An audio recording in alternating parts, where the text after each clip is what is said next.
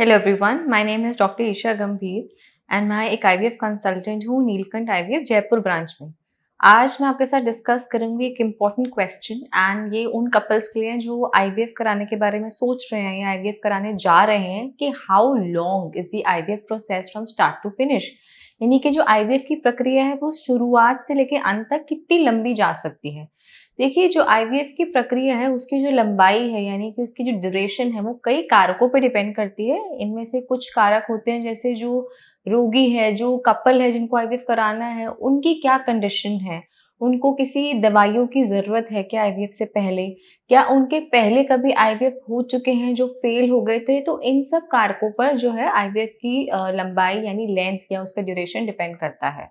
IVF का जो first और सबसे इम्पोर्टेंट स्टेप होता है वो होता है रोगी का विश्लेषण, जिसमें जो रोगी है वो अपने डॉक्टर से जाके मिलता है। फिर वह डॉक्टर उनकी अच्छे से हिस्ट्री लेते हैं, उनका एग्जामिनेशन करते हैं और कुछ टेस्ट प्रिस्क्राइब करते हैं जिससे उनको पता लगता है कि उनका आईवीएफ का सफलता दर क्या है।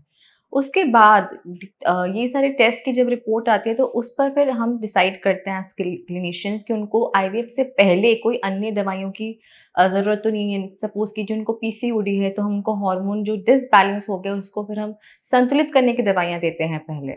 दूसरे एंड पे यदि किसी महिला के अंडे बहुत ज़्यादा कम हैं, तो उसकी इस अंड्या की संख्या और गुणवत्ता को बढ़ाने के लिए हम उसको आईवीएफ शुरू करने से पहले 1-2 महीने तक कुछ दवाइयाँ खिलाते हैं।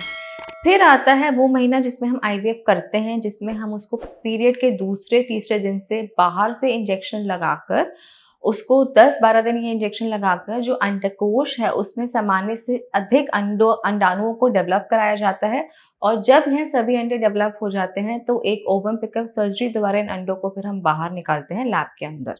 नेक्स्ट स्टेप में हम मेल पार्टनर के स्पर्म्स को लेते हैं और फिर इन अंडाणुओं को और स्पर्म को यानी शुक्राणुओं को लैब में हम फर्टिलाइज करा के भ्रूण तैयार करते हैं।